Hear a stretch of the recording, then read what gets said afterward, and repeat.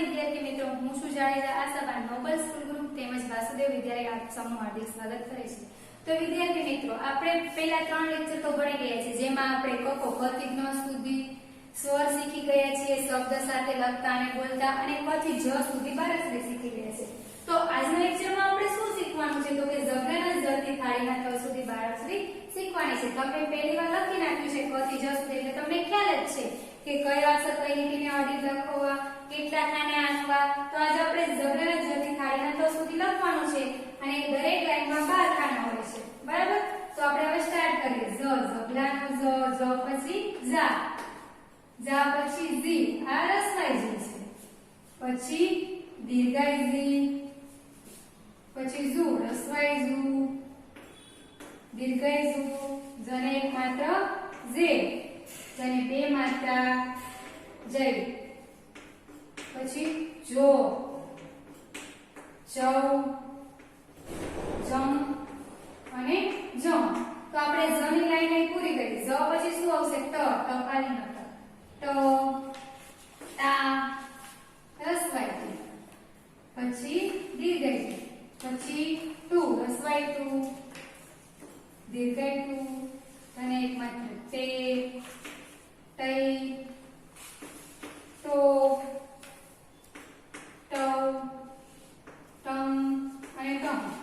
વ્યવસ્થિત તમારે પણ આ રીતના લખવાનું રહેશે, ઉપરની લીટીને અડાડીને। ટ પછી શું હોય? તમને બધાને ખ્યાલ જ છે, ઠઠડિયાનો ઠ, તો ઠ, ઠા, રસવાઈ થી, દીર્ઘાઈ, પછી ટુ, દીર્ઘાઈ, થે, થઈ, પછી થો, થવ, થમ અને ઠ। આ ખાલી લખવા કરતા લખવાનું નથી, પણ તમારે શીખવાનું છે વ્યવસ્થિત કેવી રીતે લખાય છે, કેવી રીતે બોલાય છે। તમને બારાક્ષરી આવડશે તો જ શબ્દ અને વાક્ય આવડશે। ઠ પછી શું આવે? ડગલાનો ડ। આ બેમાં ભૂલ કરવાની નહીં, તો ટપાલીનો ટ, અને આ છે ડગલાનો ડ, ઓકે, ડ, પછી ડા, રસવાઈ ડી, દીર્ઘાઈ ડી, પછી ડુ, આ દીર્ઘાઈ ડી, ડને એક માત્ર દે, દઈ, પછી ડો, ડવ, ડમ અને ડમ। ડ પછી શું આવે?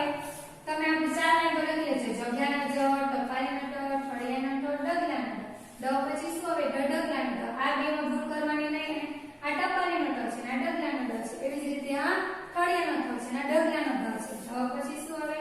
ઢા, પછી આ રસવાઈ ઢી, આ છે દીર્ઘાઈ ઢી છે, પછી ધન, પછી આ રસવાઈ ઢી છે, આ છે દીર્ઘાઈ ઢી છે, પછી ધને એક માત્ર ઢે, ધને બે માત્ર ઢઈ, પછી ઢો, ઢવ, અને માથે મીંડું ધમ અને ઢમ, બરાબર?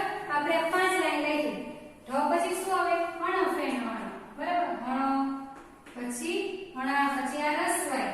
તમારે બધી નિશાની યાદ રાખવાની છે। આ છે દીર્ઘાઈ છે, પછી આ છે રસવાઈ હણ છે, આને કહેવાય દીર્ઘાઈ હણ। પછી હણ માથે એક માત્રા કરે, તમારે યાદ રાખવાની છે, કોની માથે એક માત્રા, કોની માથે બે માત્રા, આને શું કહેવાય? હણો। પછી અહીંયા બે માત્રા કરવાની છે, પછી હણને માથે મીંડું, અને અહીંયા બે આગળ અનુસ્વાર કરવાના છે। હણો પછી શું આવે? તલવારનો થ, તો, તા, રસવાઈ થી, દીર્ઘાઈ થી, આ છે રસવાઈ તુ, આ છે દીર્ઘાઈ, તને એક માત્ર તે, પછી તને બે માત્ર તઈ, તાનો માત્ર તો, તવ, તમ અને તમ। તલવારનો થ પછી શું આવે? થાળીનો થ, તો કે થાળીનો થ, પછી થા, આ છે રસવાઈ થી, પછી દીર્ઘાઈ થી, રસવાઈ થુ, આને કહેવાય દીર્ઘાઈ થી, થને એક માત્ર થે, થને બે માત્ર થઈ, પછી થને થાનો માત્ર થો, થને બે માત્ર થવ, થને માથે મીંડું થમ, અને થને આગળ બે મીંડા થમ।